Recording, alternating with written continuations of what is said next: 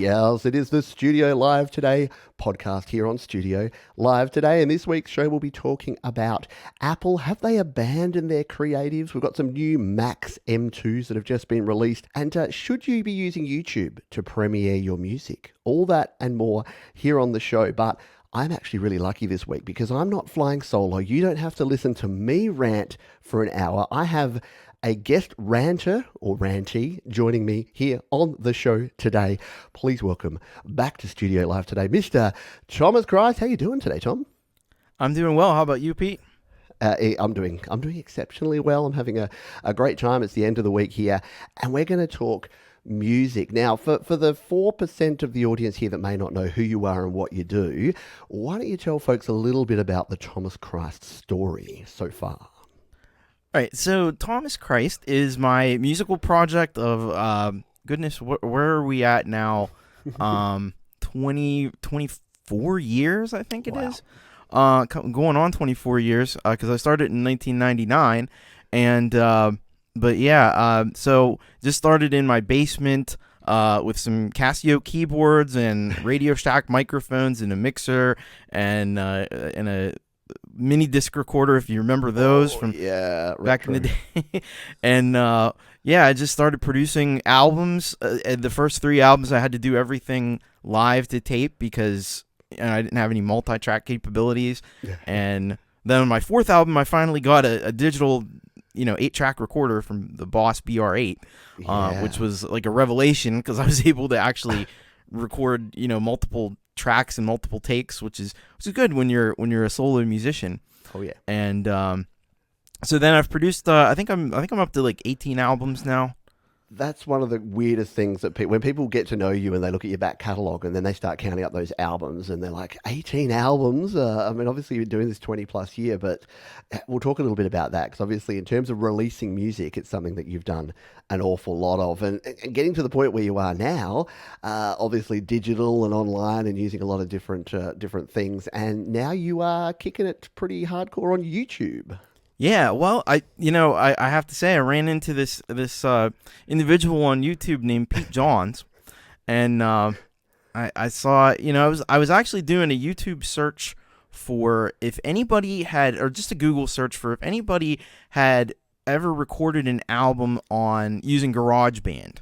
Yeah. And I'm thinking like, oh, it's like some rapper or something probably did. Because I just started playing around with it. I had it on my phone and on my iPad and stuff. And I was like, this is pretty cool. This is pretty full featured. And of course, the first guy that comes up when you search creating an album in GarageBand is Pete Johns.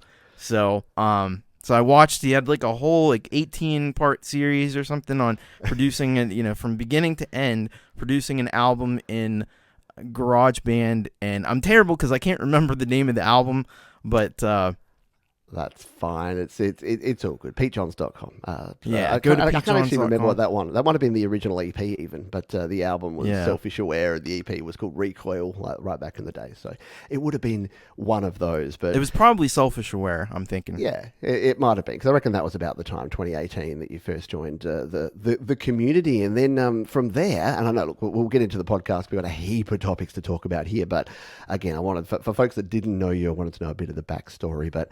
Yeah, now you're out there with your own shows and producing videos and doing a couple of live shows. You want to tell folks about the live shows that may not be aware of those? That's right. Well, in 2020, like a lot of people, we had some extra time to explore creative avenues, and I actually I saw Jade Star because Jade Star kind of factors into this too. I started watching her channel, got introduced to her through Pete, and she did a show where she just performed, she had all this music that, it was heavy music. It was like metal and stuff. And she just played, the backing tracks, off the iPad and did the vocals live. And I was like, I could do this. I have all my backing tracks and stuff. I was like, I need to figure out how to get this to happen. So I just did a test stream. I got OBS because people were talking about OBS, and I was like, I can probably figure this out. So I got OBS working and did a test stream to Facebook to my wife, and I performed one song to my wife. And I was like, I think this is going to work. And then I figured out how to do it where it would go to YouTube. And so I was like, cool, well, there we go. I can do a show. So I started Thomas Christ Live. Nice. And that I've been doing off and on, more on than off, ever since August of 2020, late August 2020, and just celebrated back in September 100 episodes of that show. And then I was talking with Russ8889 on Clubhouse back in 2020, and I said I had this idea because there's some people, Pete was one of them, and Metalhead Hippie, were doing these shows where they play people's music, and I was like, I think I could do one of these shows, and it might kind of help to get a few more people introduced to what I'm doing, and also be a good way to kind of listen to all these tracks that people are producing, because there's so many tracks that are coming out all the time, and it's hard to keep up with. And I thought, well, if I'm gonna have like an evening where I'm going to listen to everybody's music that's been released over the last week or so, I might as well do a show while I'm listening to it and react to it in real time. Yeah. So that's when I started You Rock. And I got the name You Rock from one of my favorite industrial bands, is a band called Angel Spit. And Carl is the kind of the brains behind Angel Spit. It was more of a band, but I think now it's more of just a one-man operation. And he does a lot of stuff where he helps creators in his own way. He makes videos and stuff talking about the music business and production and stuff of industrial music, and he does like Zoom calls with his Patreons. And one of the things that he always says in his emails and anytime he communicates with you, he says, "You rock." And I was like, you know what? That would be a good name for a show, and I like that it's on YouTube, so it's You Rock. You Rock, yeah. So I like it. Just made sense. So that's when I started, and it was like September of 2021, I think. I started You Rock, and it moved dates around a little bit, but it's kind of settled on Wednesday evenings pretty early on. I think it's just been there ever since, and it's been really growing and really attracting a lot of great talent, and I'm super proud of that. Excellent. Well, there you go. There's the less than 10-minute version of everything that Thomas has done for the last 24 years in music. But if you do want to check out everything that Thomas has going on, go over to YouTube. You can search Thomas Christ. It's exactly as it sounds, ThomasChrist, or go to youtube.com/Thomas Christ. You'll see all of his music videos there, links to everything that you need to go and check out. And you also hang out on all the different communities. So if you're part of the Studio Live communities, either over on Facebook, which is the Create, Record, Release Facebook group, or the Studio Live Today Discord, then you can catch Thomas over there as well. We're going to jump in here to the podcast and start talking about some topics. But what we do up front here each week is give you a little bit of last week on Studio Live Today. And because we've got a special guest, we'll do last week on Thomas Christ as well, because you've got some stuff going on. You've got some music you're working on. So in the last week, we had a normal set of shows. So we had our Your Music Live, which is our live indie music show. Also had the Garage Band Weekly, where we looked at EQ and we tried to uncover and unwrap all the myths around EQ, because it's actually not as hard as people think sometimes. And we did our Happy Hour show as well, which is a live 1-hour show. If you want to check out all of those, as well as all the tutorial videos and everything else that I do, just go to studiolivetoday.com. All the links are there. You can join the community, you can check out the YouTube page, and you can catch up on everything that's going on. Thomas, what's your last week been like in terms of your shows and your music production? Well, I would say at this point in time, I'm pretty much just the last couple weeks I've just been doing You Rock, and the reason for that is that I've got some illness in the family and some family stuff that I'm kind of dealing with right now, and so I've had to kind of pare things back a little bit. But I am hoping to get back this week to doing Thomas Christ Live on Saturday, so we'll be kind of back to the normal thing. As far as music production, like I was starting to kind of work on. I'd released a few singles. I'd released Truth Eyes back in I think it was November, and then I just released actually right on New Year's I released "Give Me What I Want," which is a bit of a fun like 80s kind of thing. I also did a Christmas song in there, "Christmas of Sorrows and Fears," which is you're probably not going to want to listen to right now because it's but hey, Christmas is just around the corner, and what we got about 11 and a half months. It's the beauty of a podcast, mate. Someone could be listening to this in 11 months' time, and it could be perfect for There them. you go. So, yeah, you're all good. Nice And one. yeah, other than that, I've just been I have been slowly putting out tracks from my archives, which are tracks that like aren't on albums, but I have these tracks and nobody's really heard them. I've performed them a little bit on my live show, but other than that, they're basically haven't been heard before. So it's like, it's new to everyone else, even though I maybe produced them like 7 or 8 years ago. Absolutely. And that's a cool thing. I think that one of the things that we have here living in the future and being able to produce digitally is going back into the archives. I know Jade Starr just uncovered and dusted off an album from a band that had never seen the light of day and now is, and it's a great piece of music. And a lot of the stuff that you've produced, and again, it's a whole different audience, because I know from your early days you'd be performing live in venues and it had a following of people that knew you, but outside of that, the internet didn't really exist back in those days, so you couldn't have the sort of community engagement that we have these days. So I think that's a great thing, because again, this show is about helping folks out, and Studio Live today is about helping folks create and record and release music. So in terms of releasing music, yeah, it's so simple to do it, and you can use DistroKid, who are a channel sponsor, to actually release it to platforms, but you can put it onto SoundCloud, you can put it onto Bandcamp, you can put it on YouTube, you can put it on Facebook, there's so many options, slaps.com, there's all these options that you can put your music out there for free. And it's kind of unlimited, which is a bit ridiculous, like the amount that you can actually just put out there. And I think some people are scared to go, oh, I don't want to, what if people don't like it? Well, guess what? People are going to not like it, and some people are going to like it, but you won't know till you put it out there. And I don't know. I know I get in trouble for saying, quantity, just put it out there. And people are like, but quality over quantity, Johns. And I'm like, that's fine.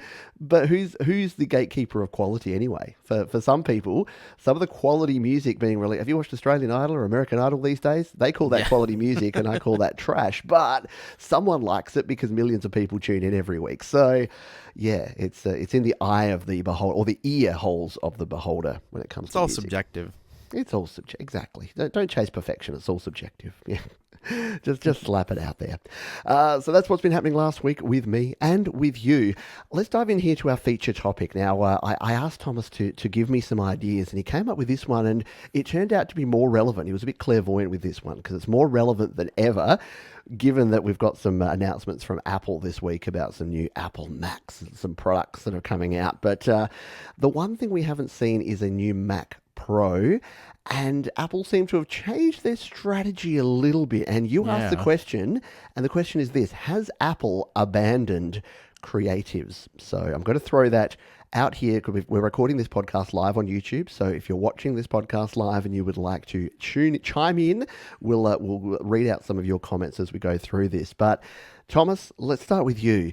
Why did you recommend this topic, and what are your thoughts on this? And do you think Apple have indeed abandoned the creatives with their latest strategy? Well, I kind of do. Maybe not 100%. I mean, obviously, they still have. I mean, you still, with every Mac, you get GarageBand. You have access to Logic, which is one of the most affordable DAWs that you can come by, because it's only, I think, like $200 US. But in terms of the focus that Apple has, for a long time, it was just taken for granted. For all the way back when I was in art school back in 2001, and it was taken for granted that, like, oh yeah, you're an artist, you're going to use a Mac. Yeah. Oh yeah, you're a musician, you're going to use a Mac. You make videos, you do film editing, you're going to use a Mac. And so it went like that, and then I can remember like the introduction of GarageBand and Steve Jobs up on stage playing guitar and trying to record a song there live and stuff, and at the keynote, and it was such a focus of what the company was doing, and they had a lot of art programs like Photoshop and stuff that were very closely tied with Apple. And it went on like that for quite a while. And it seemed like sometime in the late 20-teens that the focus all of a sudden shifted, and they've gone more to lifestyle. So now it seems like if you watch like their keynote addresses when they release new products or they release a new operating system, like the focus is all on health and lifestyle stuff. The watch tying in with like giving you like medical information and helping you like locate if you're out hiking or something. There's a lot of that kind of a lot of like exercise programs, a lot of fitness kind of stuff. And when you total up how much you actually hear about music creation or art creation or photo editing or anything like that, it's almost non-existent. Yeah, it's interesting, and I sort of buried the lead there, but they've just had an announcement they put out, which was a weird one. It was a press release with a video. It wasn't a live video. It was a pre-recorded video where they launched the new Macs and the new M2 chip. And look, there is the M2 Pro and the M2 Ultra, and they did have one snapshot of Logic running at one point. They did have one snapshot of some 8K multi-channel video editing, but even with what you'd consider is the more pro-level Macs announcement, yeah, it wasn't as much as it was before. And if you look at things like the iPhone and the iPad and the Apple HomePod and all the other, and especially the Apple Watch and their fitness, and now they're into the services model. So they've got Apple TV, obviously Apple Music, which is things most folks would be familiar with. Yeah, it really is opened up. And I think personally, I agree with you, and I've seen the slide happen as their penetration with iPhone and iPad in particular has increased, and now that their penetration into the home PC space with Mac has started increasing quite dramatically, we're seeing more of a focus. And I've always said that we as the creatives were probably, of Apple, were probably 15 to 20% of the people that used an Apple. Like you said before, all of your design studios, all of your musicians, all your artists were all Apple. And there wasn't a whole lot on the consumer side, whereas now it's flipped around big time, and it probably is only 5%, if that are actually creating as opposed to consuming with Apple devices. I look around my family and, they all use iPhones and iPads on the daily or the hourly basis, and they're not using them to create a whole lot. They're using them to consume. So it makes sense. And again, $1 trillion company knows what they're doing when it comes to where their focus is. They're going to focus on where they can make another $1 trillion, not on the 5% of the pie that may be what we're looking for. So I don't know. It's interesting. I don't know where we're going from here, but what's your views? Where are we going to be? Where's Apple in 5 years' time? Do they have a Mac Pro? Do they continue down the iPad Pro path and leave us with our ports, or are they going to take away all of our jacks and make us just all be consumers as opposed to creators? Well, I think first of all, as far as the Mac Pro, I kind of think the Studio has taken the place of that. Perhaps I think that may be what they were trying to do with that, because it is very powerful. Maybe it's not quite as hardcore as the Mac Pros of the past, but certainly with the Ultra Max chip and everything, like that's gonna blow any of the older chips out of the water anyway. And then I think as far as the the software end of things. The one thing that I learned about recently that I've been heartened by was, and I didn't see anything about this personally, but I watched a video with actually it was Colin the band guy, and he did a video about a partnership that they formed and somebody that they've hired that comes from Universal Audio and has come on. He was like the vice president of something at Universal Audio and has now come on board with Apple. So I can't imagine that that's going to happen and that's not going to have a big impact. And that's kind of what he was thinking too. That's not going to have a big impact on Logic and GarageBand. So maybe there will be some updates, at least in the future, related to that. And as far as the focus goes, I'm not saying they're necessarily wrong to focus on lifestyle, because they have the cachet already with the creatives and stuff. They may be losing it a little bit because they're not focusing on it as much, but they can kind of rest on their laurels a little bit and just kind of coast with that reputation that they already have. And the money is probably in targeting more people that might want to see all the features that Apple has in lifestyle and fitness and health and stuff, and they want to switch over from Android or something to buy a watch or a phone.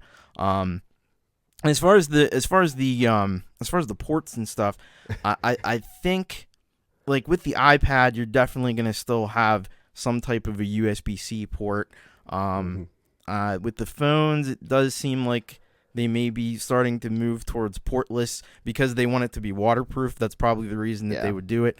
I don't know what that means as far as like being able to hook up interfaces and things. There may be ways around that I'm not thinking of right now. But yeah, I think that's kind of where they're headed. Maybe it'll be like where the Pro models still have a jack, and then then there's like a more just the regular models that don't have it. I think Hard that's to say. I think you're spot on with that. I think we will find that, and there's also that Edge connector, which is sort of more a high bandwidth connector that the iPad has, so the thing it uses to connect up to Magic Keyboards and things. So yeah, I think that there's options there, but you're right. I think the consumer level, there are people that would never care if they can't plug anything into their phone ever again. They're probably going to be happy because when they drop it in the toilet while they're sitting there Instagram scrolling, then they're going to be covered. But for those of us that want to be able to hook up our phones to things and our iPads and things to things, we do definitely need a little bit of something. And I think a lot of it is just the old thing of confirmation bias, that you're watching stuff and you're just thinking there's nothing here for me, without realizing that if you are 5% of the content should be for you. And if 90% of the content was for 10% of the people, Apple are probably doing the wrong thing. And we've seen companies try to do that before, where they've said, we are elite. Look at Pro Tools. Pro Tools have been damaged. The whole Avid company and have been damaged by the fact that they went to subscription models and they said, we are the industry standard. We are the pro. And they pushed out everyone that I know creating now. I know very few, apart from those working in like pro level studios or that have to work or collaborate, I don't know anyone using Pro Tools anymore. Everyone's on Cakewalk by BandLab, or they're on Persona Studio One, or they're on Logic. So there's so many choices that allow people to get in that are not cutting off. So I think on the flip side of it, what Apple have done well is that they have given you a gateway into their infrastructure. So you can buy yourself now a $599 Mac with GarageBand and iMovie installed, and you can start creating, even if you're not a creative. So I think for all they're not looking after, there's no new Mac Pro that we can spend $20,000 and $5,000 for some wheels on. We're still able to get this entry-level stuff that's bringing people up from the ground root. So I think it's okay. We've got some... Sorry, go on, and then we'll read some comments from some folks here. Well, I was just going to say, it's very true about Pro Tools. Pro Tools built their whole brand on a false kind of thing where you had to buy the hardware to use the software. And so that's kind of how they became the industry standard. Really, I wouldn't even think that they are right now. I see more people using Reaper, to be honest with you, in Pro Studios. Because it's very flexible and it's inexpensive.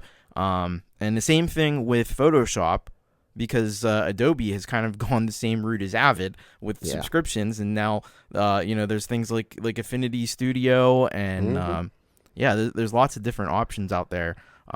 So you're kind of not locked into these things that you used to be.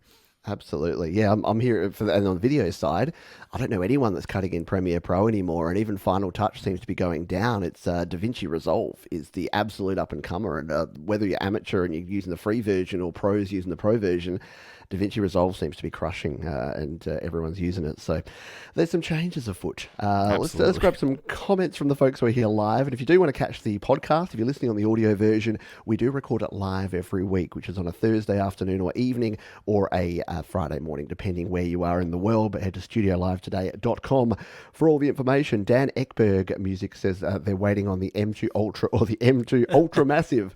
Yeah, the naming's pretty funny that we've now got the Pro and we've got the Max and the Ultra, and then what's the next one going to be? No, I can't use Googleplex because that's a The Google M2 word. Mega Supreme. Yeah, it's just gonna be like pizza toppings. It's like, can I get an M2 with the lot, please? Just the works. Just stick it all on there. All right. Clayton Von Clue says a huge percentage of pros in music and filmmaking are using. Yeah, and look, it's still the case. If you see any major studio there, they've usually got some, unless they're using Avid, unless they've got a like an Avid rig there at the very pro level. Hetriani's always been a PC guy, and yeah, I don't want to say that we're poo pooing on PC. I was a PC guy for 20 years. I think you were as well, Thomas. We've both had big histories using PC, and it's only been that Apple have created these Macs that are entry level that help us get into Mac that have kind of made us, well, for me particularly, switch back almost permanently now. So. Princess LDG says my family's into PC and not Mac, and that's also the case. I think. I don't think I'm ever going to get my dad and like my brother and sister onto a Mac because and I think was it Metalhead Hippie that said too old to learn something new, to learn a new. There you go. Hitriani says I'm far too impatient to start over with something new, which I think is a valid thing. If it's going to impact your creativity and you're going to be a year without any music, then I'm not an advocate of change for change's sake. If it's working and if it ain't broke, sometimes you don't need to fix it. Do you reckon? Yeah, well, when I was growing up, we were a PC family, and the reason was always like, because I always wanted a Mac, and it was always like, we can't have a Mac. We could never afford that. Those are too expensive. Would have to like mortgage the house another time to be able to get a Mac, and so we stuck with the PC. But now, with the latest round of the Macs, the M1s, the M2s, they're a lot more affordable, and in some cases, I think, better value than what you would get with PC. Yeah.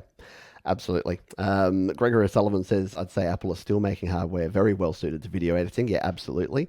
They've definitely, especially again, as we said, with the new hardware.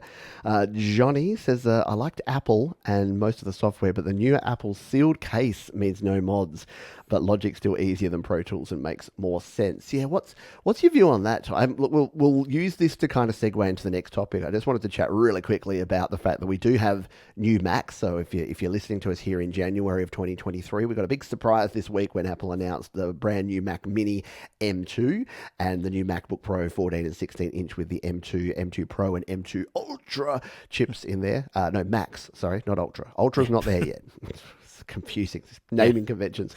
What's your thoughts on the whole Apple not letting you open the case and everything being on the chip? Is that something that you care about, you think is going to be an impact for many folks? I care about it. I care about it because I made the full mistake of buying the M1 Mini with 256 gigs of hard disk space.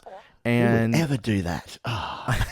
And I thought, that'll be fine because I'll use the cloud and I'll use the external drives. Well, then I find out it doesn't play too well with the external drives. It has issues with that. And the cloud is very finicky. That doesn't always work. And some things, like your applications and stuff, have to be on the Mac. So you end up in a situation where you're like, that song that I recorded a couple, like a year ago, I don't think I'm ever going to do anything with that. I'll delete that. That video that I did, I'll probably never re-edit that. I'll delete that. You have to make these decisions that you don't want to make because you need to have a little bit of space, and especially to do like install like a new version or something, or even just to have it work right. You have to have a little bit of free space available or else it starts getting angry with you. So I've been running into that. So I wish I could get in there and put a terabyte hard drive in there. Yeah, and I was laughing there, but I did exactly the same thing because it was my first Mac, and I wanted to just it was more of like a try thing. I was being a guinea pig at the time, so I got the 8 gigabytes of RAM and there's 256 gig of hard drive space. And look, it's still fine, but yeah, if I could do it over, I would go the 16 gig of RAM, and I would go at least a terabyte of space in there. And in fact, shout out to my friend Jason over at the SongSpark songwriting group. He's I'm sure he wouldn't mind me saying, but he's just ordered an M2 Mac, and I said, what specs did you get? Because I was a bit worried that he would go, oh, John's got the base level, I'll just get the base. And he's like, 16 gig, 1 terabyte. I'm like, good man. I feel good because I know that he creates great music, and video in particular, but even music, it starts taking up. If you're recording 24-bit audio and you've got a 16 or a 32 or a 64 track song in Logic or in GarageBand, it's going to take up some space if you're recording it at decent level. So now I will say I have the 8 gigabyte of RAM, and that it doesn't really seem to have been too big of a problem, even with like video editing. I'm sure there's some places where it runs into a little bit of when you really have a lot going on in a song or something, but it's been able to do it with the 8 gigs. So that RAM is not that much of an issue for me. Yeah, which is weird because I've always said, look, you can add storage, but you can't add RAM, so maybe go more RAM than storage. But you're right, like the challenges, I have not hit a RAM gateway at any point with the 8 gigabytes, but I have definitely hit the storage with the 256, so maybe I need to flip my views on that one.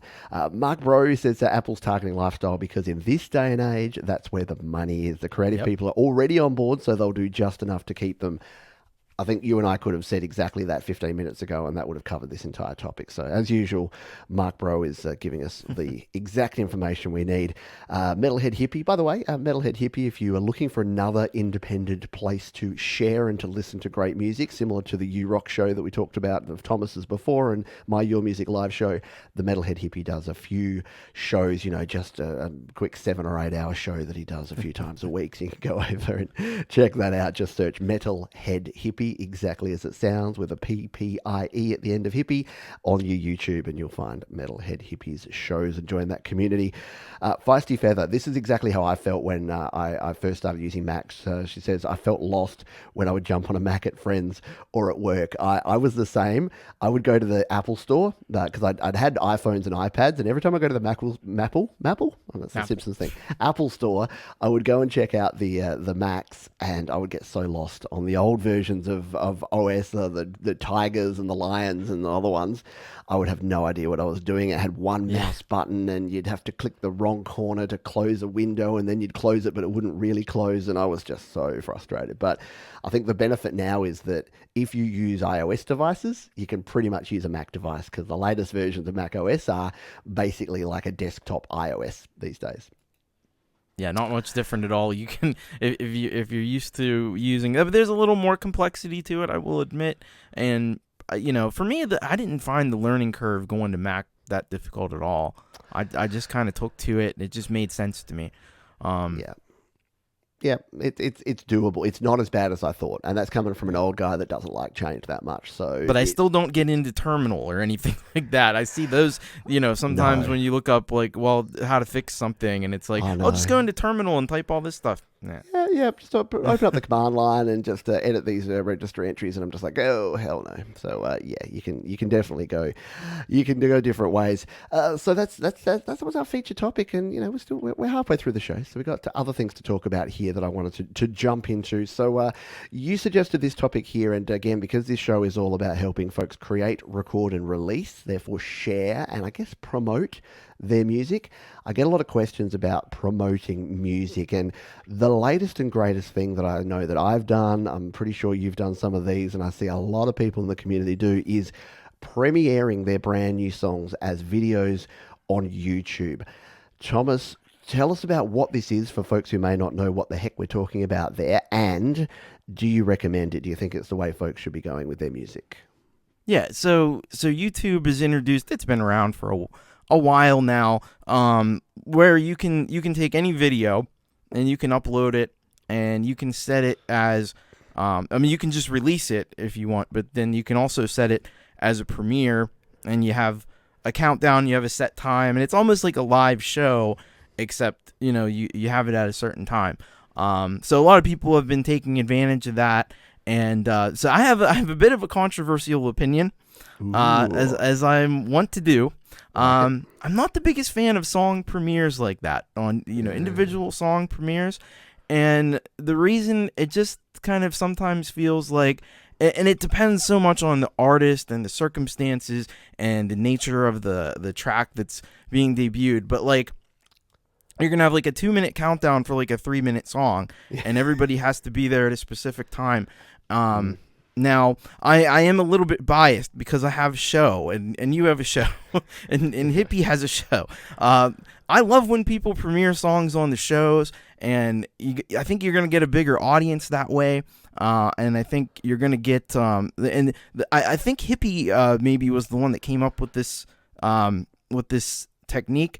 But you send the song in unlisted on YouTube, and then when it gets played on the show, and I know at least on my show, I think on Hippie's show too, and probably the other ones as well. I don't know if you do this, Pete, or not, or you would be open to it, but you play the song, and I usually play them at the beginning of the show, or at the beginning of the part of the world where they're from, and then you make it public after that.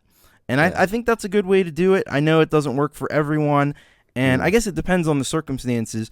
I think, like, if you really worked super hard on a video and you haven't released a song in quite a while, and you really got it, what you feel is an amazing song, maybe then it would make sense. But I think like premieres, I would save. I'm sorry about that. Premieres I would save for like for an EP or an album. Yeah. I don't know how you feel about that. That's just my personal take on it. Because I follow all these people, and I get premieres all the time. I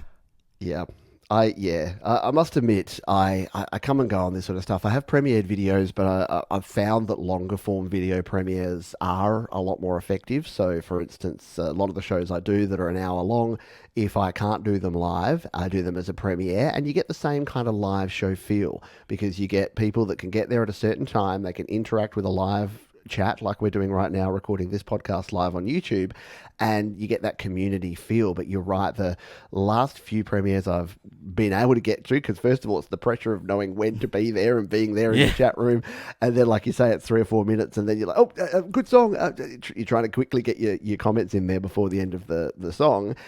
It hasn't really worked for me. And I also think that look, if you are a big artist, like if Pearl Jam are releasing a new single, they can premiere it to the world at a certain time, because all the Pearl Jam fans are going to be there lining up, and they'll go out of their way to do that. The latest Pete Johns song, I just don't see a whole bunch of people clamoring to hear it, because guess what? If you don't hear it at the time, you can hear it 5 minutes or 10 minutes later, or a day later, or a week later, or a month later. It's not that same sense of urgency. So I don't know. I'm kind of with you on that one, that the more I think about and the more I look at premieres for songs, it doesn't seem to make a lot of sense. And I would, if I was an artist, and I am, I guess, I would probably spend more time getting the song out there. And then I think these days with short form content, and this would be, we're going to be controversial here, like two middle-aged dudes telling you to get onto these other things. But what I've seen work well is things on TikTok, YouTube Shorts, using those little clips you can get through DistroKid and posting those on Instagram, Reels and Instagram. I think getting someone to actually listen to a whole 3 or 4 minute song at a set time is almost impossible. With attention spans now, whether you agree with it or not, with attention spans these days, it's almost impossible. Live streams are a bit different because they're kind of more of that passive listening experience. So if you're watching a U-Rock or a Hippie show or my show, it's more of a passive experience. I don't expect people to be sitting there attentively in front of their screens for even 2 hours or 4 or 7 hours for you guys, because it's more of a come and go kind of hangout chill time.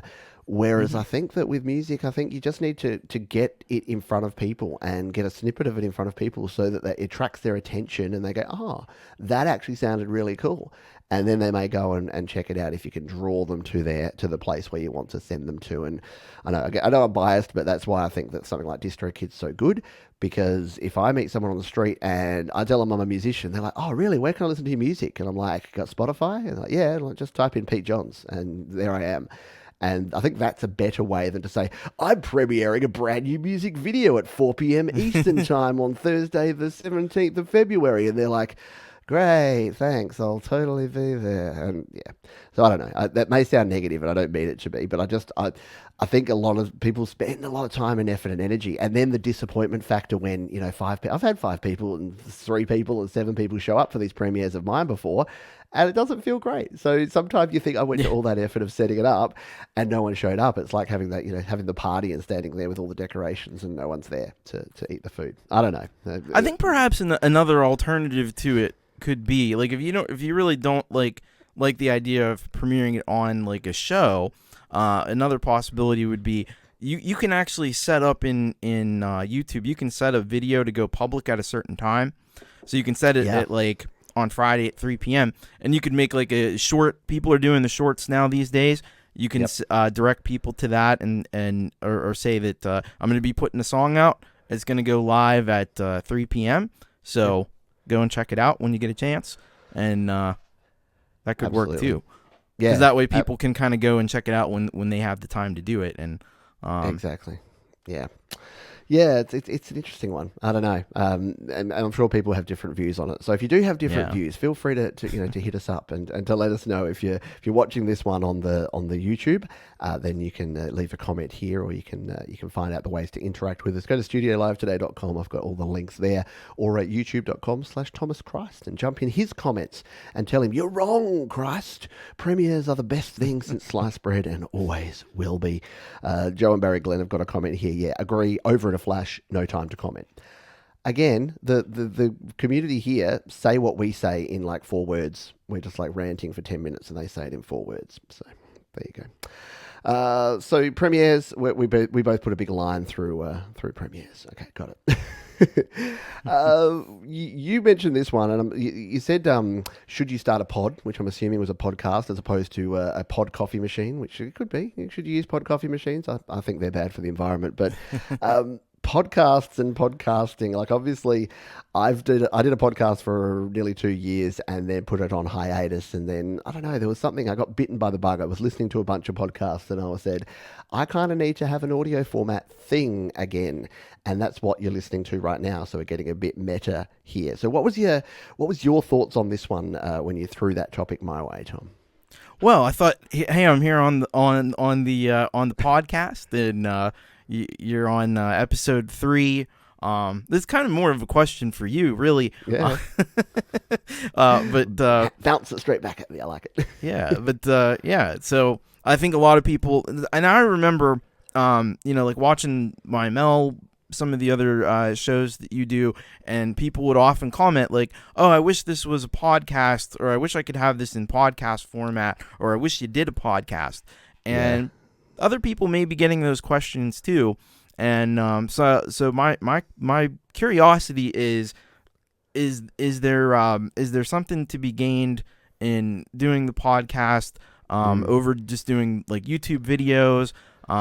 And how's the podcast been performing? I know it's early in the run, but how's it been performing for you? That's a great question, because I'm a terrible one at actually looking at my stats. I used to do it too much, and then I kind of went, I've got to stop looking at all these vanity metrics, because you drive yourself insane. It's like a lose-lose game. Well, it's kind of, because you look at it, and if things are going well and if the lines are going up, you give yourself a pat on the back, and then if you're looking bad and the line's going down, you feel all downtrodden and you feel bad about yourself. So I don't know. I didn't like feeling bad about myself anymore, so I'm like, I'm not going to have a look there. But it is interesting that it's a hard thing to, like anything, it's hard to promote something. And I guess from my point of view, I didn't want to do it because it was going to be too hard. So to do a podcast, and traditionally to record it, especially if you're using guests and you're recording 2 different audio streams, and then you have to pull it out and you have to edit it, especially if you're doing ones that require editing. We're recording live to tape. So everything you hear, the coughs and the sips and the sniffles, they're all going in there. Sorry, Tom. I'm not doing any noise removal unless something goes horrendously wrong. But I just wanted an easy way to do it, and I must admit that I've started using, and I was using it before, but it's actually easier than ever now, to use StreamYard to record what we're doing right now. So we're doing a live video and audio stream right now to YouTube, and then that just gets saved, and I can just trim the bit out there, convert it to audio, throw it up using anchor.fm. So I guess that's the secret here, is that when I first looked into podcasting, you needed RSS feeds, and you needed hosts and hosting, and you needed all of this technical stuff. Anchor.fm, which is now owned by Spotify. So, if you're an absolute anti-Spotify person, you might not want to use it. But Anchor.fm actually just makes it super simple to actually throw it out there. And I'm showing my stats on the screen here now because I don't really mind. We're getting about 100 folks watching or listening to the show, 94, about 83 plays per episode. So it's not massive. But we're also at episode 3. We've had 2 episodes out publicly, and I've done 0 promotion on it apart from mentioning it a couple of times here on the channel. So I think it is just, for me, it's an opportunity to go, I've found a lot of people's communities, and I've found YouTube channels, and I've found entire websites based on the fact that someone recommended a podcast to me. They're like, hey, there's this podcast. It's 1 hour a week. You lob in there. They give you a bunch of information. They have a chat. They seem like good people. And I've started with that. And then that's led me down the trail. And then I've discovered a whole community behind it. So that was kind of the thought process around here, is that for me, I've probably saturated YouTube and Facebook and Discord and all the places because we've got a fantastic community here. Don't get me wrong for a second that I don't appreciate the community here.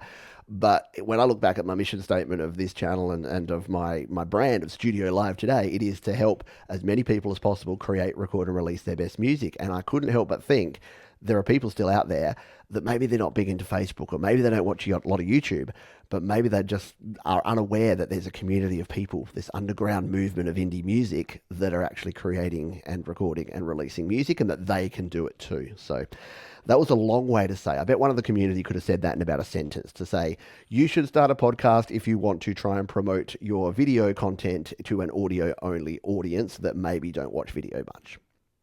Makes sense to me. No, I did see sorry. There is there like a monetization option for that, or how does that work? Like, there is, which if you watch the video version, you can see it says $0 is my current balance. So you can start looking at monetization. Look, I haven't, because again, 100 viewers. I think if I monetized, and what you can do is you can embed ads and you can enable advertising and do other funky things there. I just simply haven't done it yet because for an audience of 100 people and trying to attract more people, it wasn't worth it for me. So I'm making it a non-monetized thing. But the other thing you can do, like folks do with YouTube videos and with other things, you can get brand sponsors. So you can choose to have sponsorships where you do live reads of ads, like I do for DistroKid that you would have heard doing on Your Music Live and other shows, or you can embed ads. So similar to what YouTube does with its monetization, you can actually get ads embedded in your podcast. And again, I don't love that. Because I don't think you get to control the narrative as well. Like on YouTube, it's kind of related. Like if you're watching this video, you might have seen an ad for Masterclass, or you might have seen an ad for some sort of audio hardware or software, hopefully that's semi-related. But you also might have had a HelloFresh ad. Who knows? They're everywhere. But it would be harder. You wouldn't want to have a podcast that has an ad for something that is exactly the opposite of what you want. It's like an ad for Avid, and it's like, here's why you should always buy and use Pro Tools. And I'm telling you that you can use GarageBand on your iPhone and get good results. So yeah, I don't know. What about yourself? Have you ever been tempted? Are you a podcast listener? And have you ever been tempted to do? You got a lot of cool things to say, Tom. Have you been tempted to make a podcast and put it out there? I've gone through phases where I've listened to podcasts. Right now, I'm not currently, but I did for a while. It's kind of nice, like when I'm in the kitchen, and I'll put YouTube videos on. They kind of serve as podcasts, but you put a podcast on, and I can go and I can make my food and stuff and listen to a podcast, and I know I'm not missing anything in the video side of things because there isn't anything. But yeah, it's good. It's also good, I think, like driving in the car. I think that's another place where podcasts. But yeah, I've definitely been tempted to start a podcast and at least put my toe in the water and see what happens with it. It might not even be a music related podcast, but yeah. Yeah, and that's what I considered early on. I'm like, I just like ranting about, and that's why this is a music podcast, but I very clearly, hopefully say that look, the main theme is to help you create, record, and release music, but I also go off on random rants and tangents, and a lot of it's created by the community that are here watching live, and now that I've got some guests on the show, which is great to have you on here, Tom, we can go off on even more tangents and talk about different things that are somewhat related to music, I really wanted to create the show that I wanted to listen to. to, which is just random banter in the music sphere. But yeah, I mean, because I love retro tech stuff too, so I'd love to talk about that sort of thing. I would never do anything down the political or news rant, because you can't win with that. That's why this show's kept very light. We don't apart from saying Apple are a $1 trillion money making business, which I think no one can dispute. Yeah, we don't sort of get down into the weeds of that stuff, so we keep it a bit light here. But yeah, it's interesting. So I don't know. I think you should, if you want to try it, just try it. And I don't know if anyone can relate to this, but I think a lot of us wanted to be like radio DJs. If anyone that's into music or into broadcasting probably did the thing where you got your cassette deck, or I don't know what the kids would do these days, you got your voice recorder on your phone, and you basically pretend you're the DJ, or you pretend you're doing a talk radio show or something like that. Like, I've got super embarrassing old tapes lying around that one day maybe I'll pull out when I have enough confidence to share, because would be very interesting to hear those these days, of little 8-year-old Pete talking into his TAC tape recorder, Yes. and pretending to be on the radio. So if you want to do that, that's the thing. We live in the future where you can just try. So you don't even have to release it. But why not? Why not just hit record and record 10 minutes of your thoughts, and then play it back and see if you present things in an interesting way. And if you think people might want to listen to it, then sign up to anchor.fm for free, stick them out there, and see what happens. You never know. You might get a following of people that like what you say and like how you say it. So go for it. There is another weird thing about podcasts that I don't completely understand, but people seem to play music on there, and not just like independent music like we do on YML or You Rock, but I mean they play like commercial music on these podcasts, and it doesn't seem like they get in trouble or anything. Yeah, so and for those who are wondering, there's two ways to do that. There's the legitimate way and the I'm hoping that I won't ever get caught, because I mean I listen to podcasts about The Simpsons and other things, and they're playing very much, and movie podcasts as well, that are playing big clips of audio from movies, and you're thinking, how is like Lucasfilm's not coming down on this like a ton of bricks? This Star Wars podcast playing like a 2-minute chunk of a Star Wars TV show.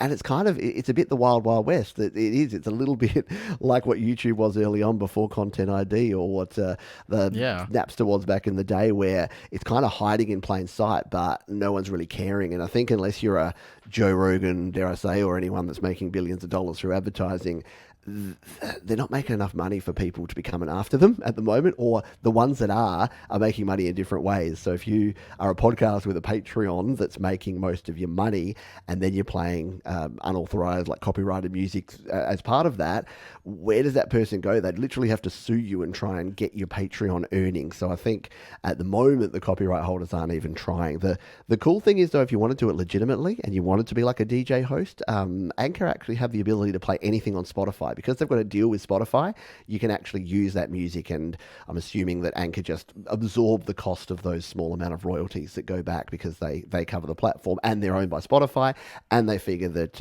if you're playing Spotify music in your podcast, then it's going to be good for Spotify, and more people are going to go and listen to the actual music. So that's another way you can do it if you wanted to go more legitimately and actually play music in your podcast.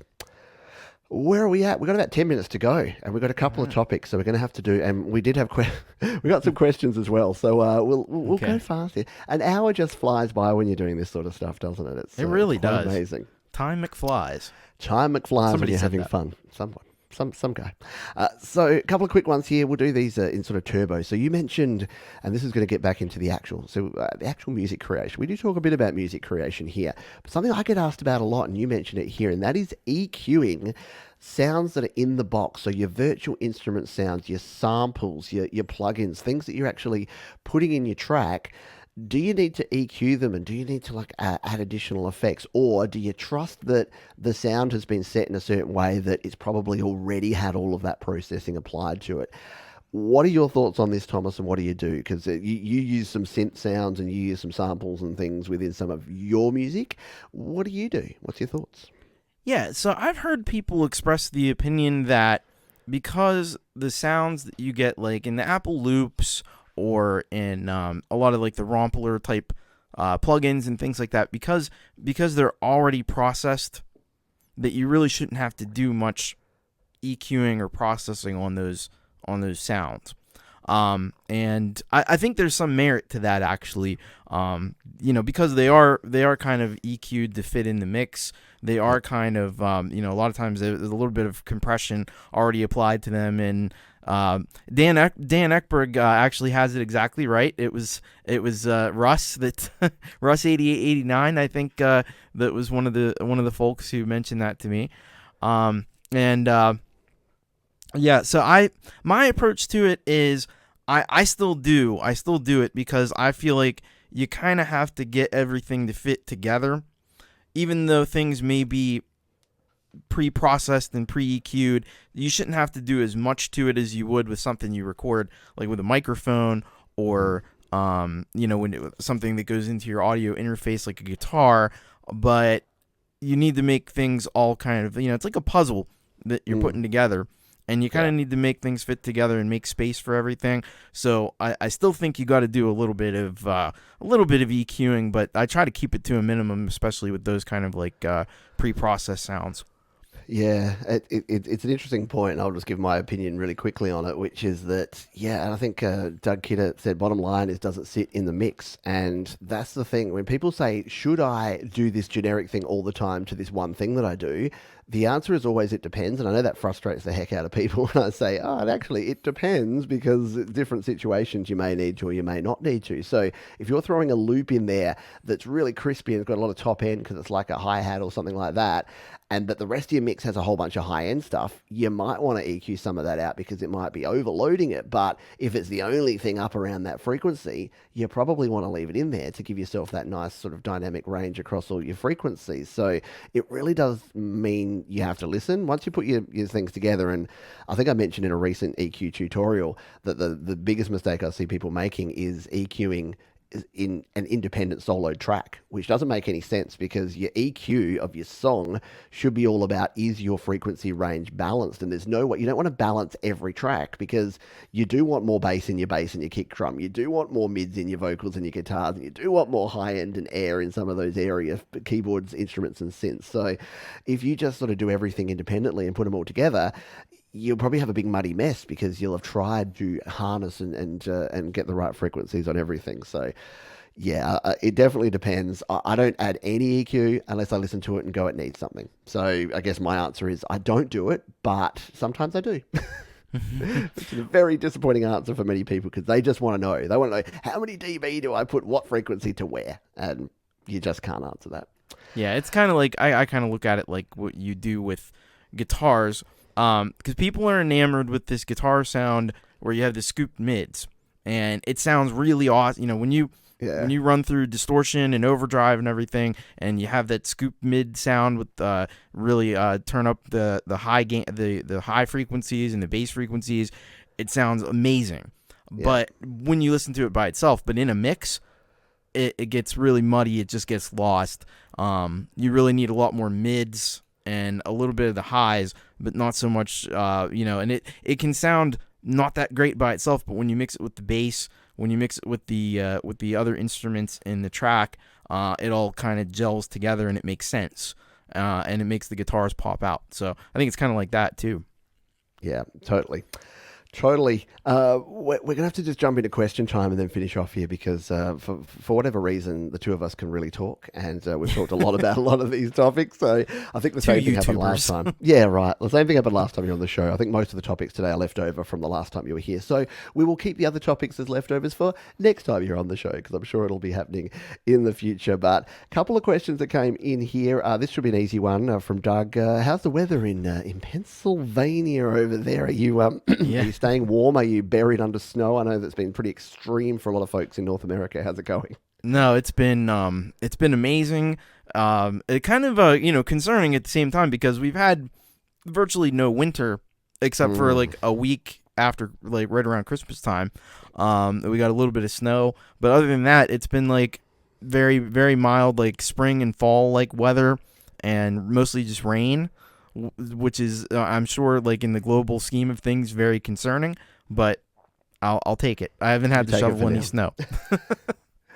which I know is not the case for many people in other No. parts of the world. And yeah, for us, we've only just started our summer, so we're a month and a half into summer, and we've only had about a week of hot weather. So there's definitely some weird things going on around the world there. Metalhead Hippie asked, "Is it all going blue?" So this was related to the ports and the lack of ports. So yeah, short answer, Metalhead Hippie, is that yeah, we've lost our headphone jack, so all the audio is kind of leaning towards Bluetooth for consumption, and all the charging is leaning towards wireless charging, your Qi chargers and your Apple magnet one. What's that called? Your Apple little clip-on magnet thing. I never remember the name of that. It's called something MagSafe. MagSafe. MagSafe. There. I don't know what. I think it's MagSafe because when you trip over your laptop cord, your laptop doesn't go flying to the ground, so, which is always a good thing. Raymond McGurk's got a question about DistroKid. Now, I'm not sure if I completely understand this one. Why does DistroKid not always pick up on your streams? For example, didn't pick up on one song with 7,000 streams on Spotify and 6,000 streams on YouTube. This is now 6 months old and still outstanding. I'm not quite sure what do you understand anything on that question, Thomas? Not exactly. I mean, Not really there's Spotify music and YouTube music that you can stream music from, so I'm sure that's related to it, but I'm not quite sure what they mean by not picking up on it. Yeah, it might be in your stats that perhaps, and it depends where it's being streamed. So yeah, maybe it's not aggregating the stats correctly. Potentially. It might just be a linkage issue. So there's a fixer thing there. So you might just want to check and make sure you don't have, say, multiple artist names in Spotify and Apple Music, because that can happen when you release songs. Sometimes it allocates it to another your artist name. So that's why we always say have a unique artist name if you possibly can, and make sure there's no other Pete Johns or Thomas Christ or Raymond McGurk's out there, because if you release a song, sometimes it gets added to someone else, and then the stats don't report back, and sometimes even the royalties don't report back correctly. So you want to be careful to make sure that that's all linked up. But and get in touch with DistroKid support, because I know, like a lot of companies, they're a little bit buried. But if you go to studiolivetoday.com/DistroKid, there is an FAQ there, and I even have where you can go to actually ask them questions. And we have a question here from Brad Example, which we'll finish off the show with. He says, in Pro Q3, there is a setting when EQing that says make dynamic. What does that actually do? I'm still struggling with compression and EQ. Have you used I don't particularly use Pro Q3. Do you use Pro Q3 at all, Tom? Yeah, that one's that one's a bit rich for my blood. Right. I wish I could have, but make dynamic, I guess, would probably do something where it adds a little compression or something to it, maybe. Yeah. Well, I can only think of so dynamics usually just means that. To make something dynamic, the dynamic range is usually to make it have more highs and lows, like a more balance, I guess, and of loud and soft or high and low. So that, and again, you can have compression and you can have like dynamic range compression, which means that it only compresses it. So maybe it's that. Maybe Pro Q3 has a compressor built in, and maybe the dynamics is just adding compression to certain selected frequencies, because that's what a lot of people will do. Because if you've got, say, a guitar and you compress it, you may want to only compress those nice, juicy sort of mid and high ends. You might not want to compress the low end, otherwise it'll get all boomy and compete with your bass. So it might be something like a multi-band compression type option, I would imagine. You know what, Brad? Press the button, see what it sounds like. And if it sounds good, leave it on. And if it doesn't, turn it off. Use your ears. I know that's always frustrating when people just say, "Oh, just trial and error." Like, it's like, could you just answer the question? Just tell me what to do. I don't want trial and error. I want to do it.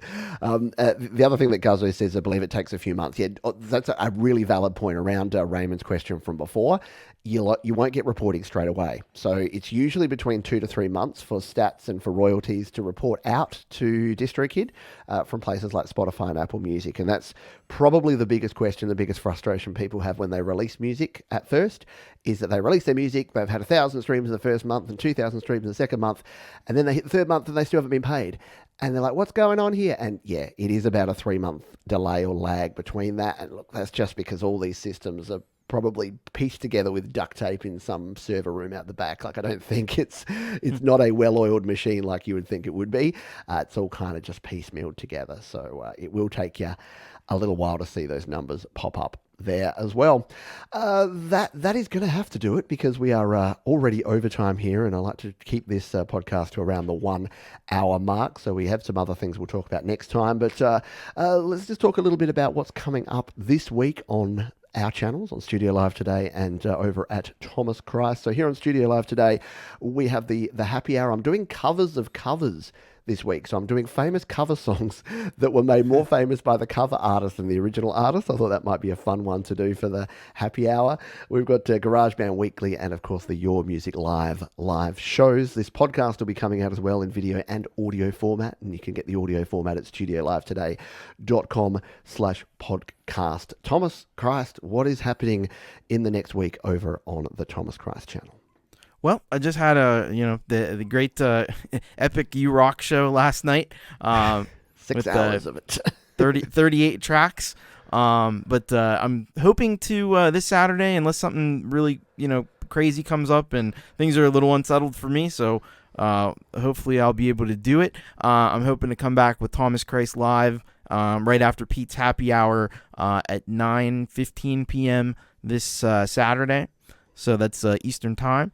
So I don't know what I'll do. I'll probably just do the thing where I pick songs out at random and just whatever strikes my fancy at the moment. That's always kind of keep it simple that way. And then absolutely, coming up next Wednesday, we're gonna have a very special U-Rock show, and it's gonna be and I'm gonna be doing this at the end of each month where I pay tribute to the folks who help out the channel, and those are our solid gold rockers, and those are just people who donate to the channel and help to support it. And so I'm going to be playing a lot of their music and just trying to get a little bit of a spotlight, a little bit of focus on them because they're fantastic musicians. So that's what I got coming up on U-Rock next Wednesday. Very cool stuff. And that's at 6 p.m. Eastern time. There you go. Yes. And if you missed any of that, or you want to catch all the latest information or learn how to submit your songs or all of the rest of it, one place to go is youtube.com/Thomas Christ. That's youtube.com/ThomasChrist. Thank you so much, Tom, for being here today. It's been great chatting with you about all things music. We didn't mention the fact that you're a moderator on the Studio Live Today channel and have been for many years. And I know you are a fan favorite with the Studio Live Today community. So couldn't thank think you. Of, it's been an honor. someone... I appreciate the opportunity to come on here and chat with you. Very cool indeed. As we say at the end of every show, I want to say 3 things. I want to say to be kind to yourself this week. Be kind to others as well, because that's also important. And keep creating music. That's it. We'll see you next time on the Studio Live Today podcast. Bye for now.